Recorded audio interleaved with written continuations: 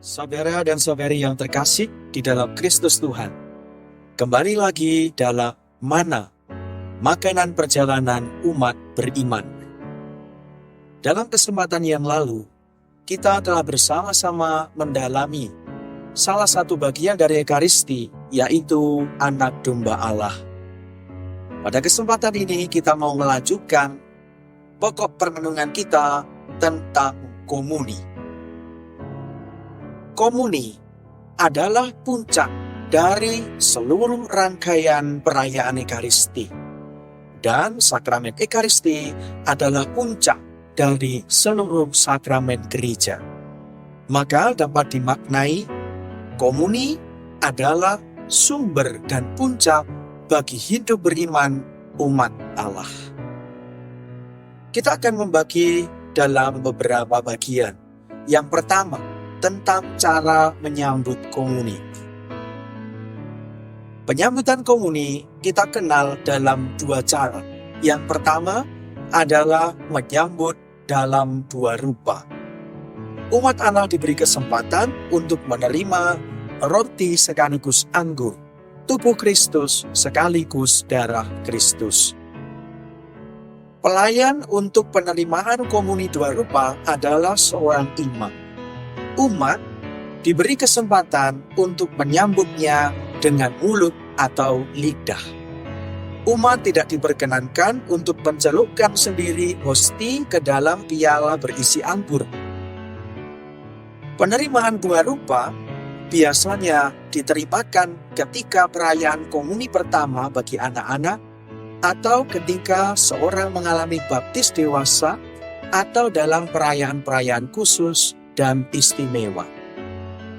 Lalu yang kedua, penerimaan satu rupa. Umat beriman tidak selalu atau tidak harus menerima komuni berupa roti dan anggur. Tetapi seperti yang umum kita alami dalam perayaan Ekaristi, kita hanya menerima satu rupa, yaitu hosti suci. Penerimaan satu rupa tidak mengurangi keabsahan dan keluhuran sakramen Ekaristi. Komuni satu rupa juga diterimakan oleh imam sebagai pelayan yang lazim atau diakon, dan beberapa pelayan lain yang tidak lazim, yaitu asisten imam atau akolit.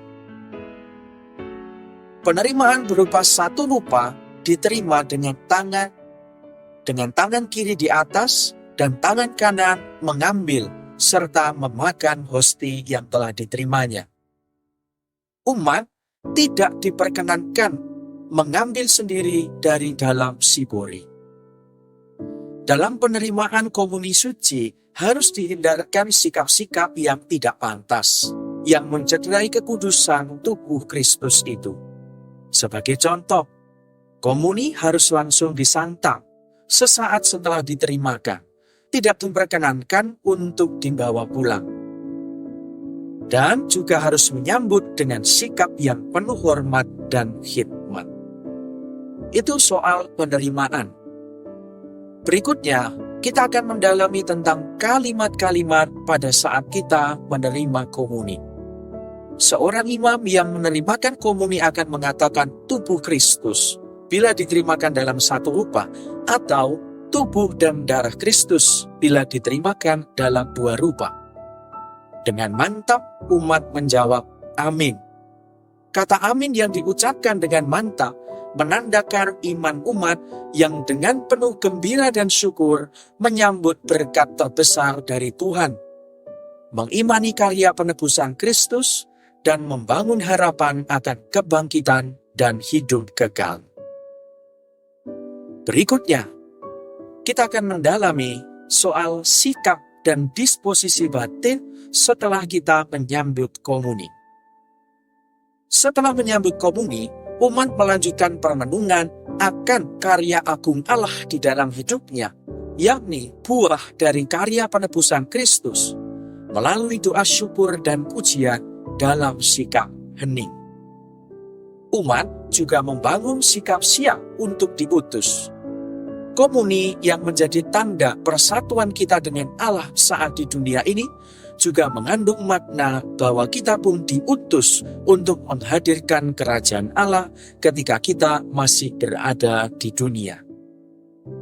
Setelah komuni, umat tidak diperkenankan langsung pulang meninggalkan perayaan Ekaristi.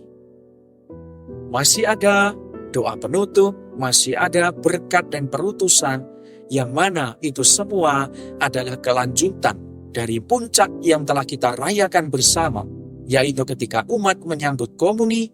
Seperti tadi sudah saya katakan, ia siap untuk diutus menjadi pewarta kabar gembira kerajaan Allah. Para saudara yang terkasih dalam Kristus Tuhan, demikian pendalaman dan perenungan kita mengenai komuni suci. Terima kasih.